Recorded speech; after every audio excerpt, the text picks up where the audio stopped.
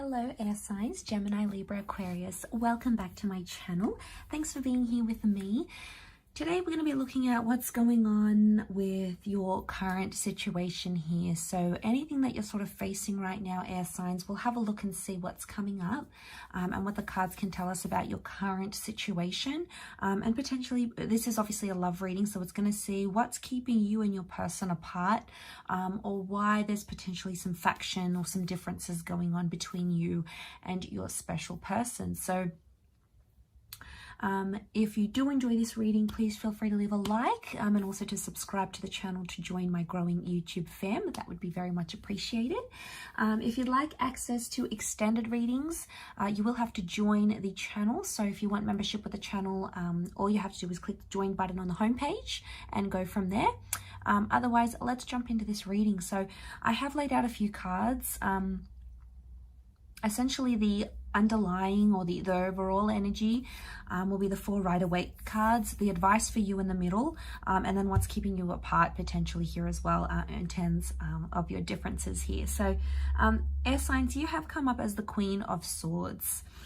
So you're in an energy right now where you sort of want to talk about things, you want to reach out, you want to sort of come upon an agreement of some kind.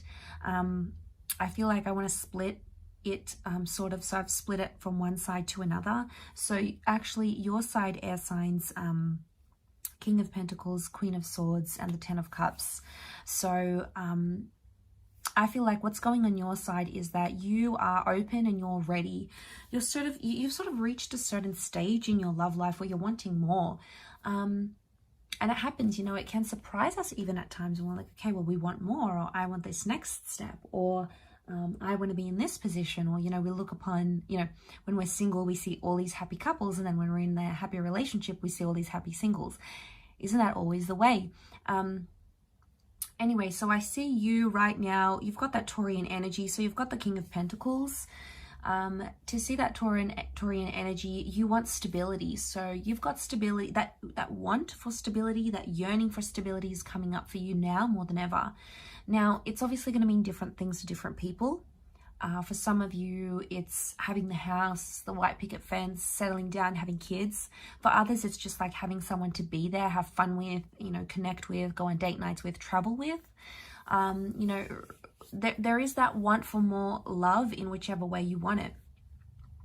So there is the need for something more, a little bit more than what you currently have. And I feel like with the Queen of Swords, you want to talk to your person about it. You want to tell them about it. The 10 of Cups is that you are starting to feel like you could genuinely see yourself settling down with this person. Now, the 10 of Cups is that happily ever after card.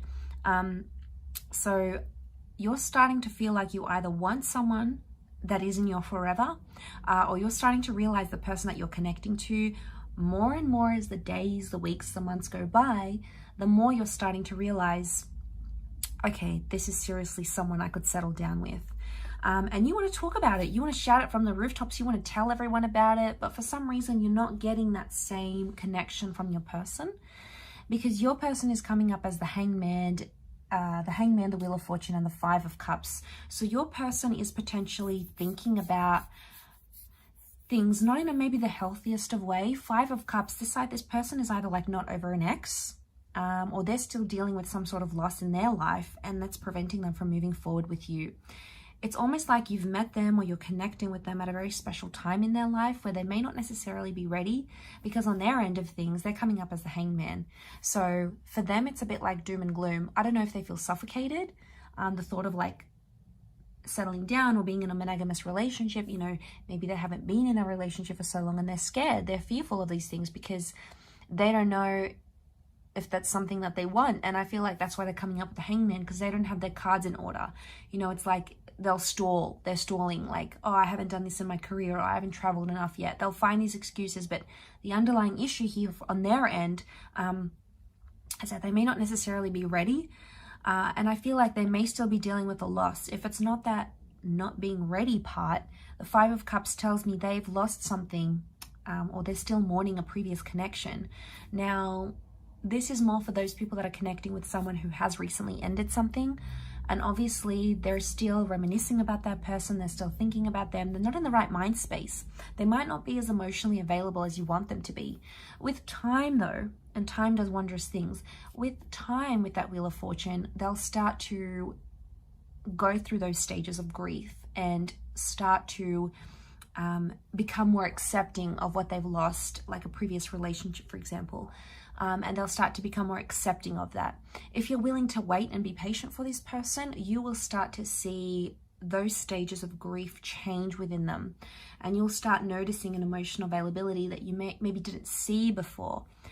Whether you want to wait, that's the question. You know, yes, sometimes certain people are worth waiting for. And if you truly believe this person is worth the wait and worth being patient for, then obviously you'll be rewarded with that. But for some of you, this is maybe a cycle. You've maybe seen this person go through it before. But I feel like what's coming up on their side is like time, right? That's what's governing their thoughts. So what's keeping you apart, I feel for their side, is loss. And for your side, it's wanting that happily ever after. So you're in two very different stages at the moment. Now, that's not to say it can't change, all right? Let's have a positive spin on this. Let's be positive.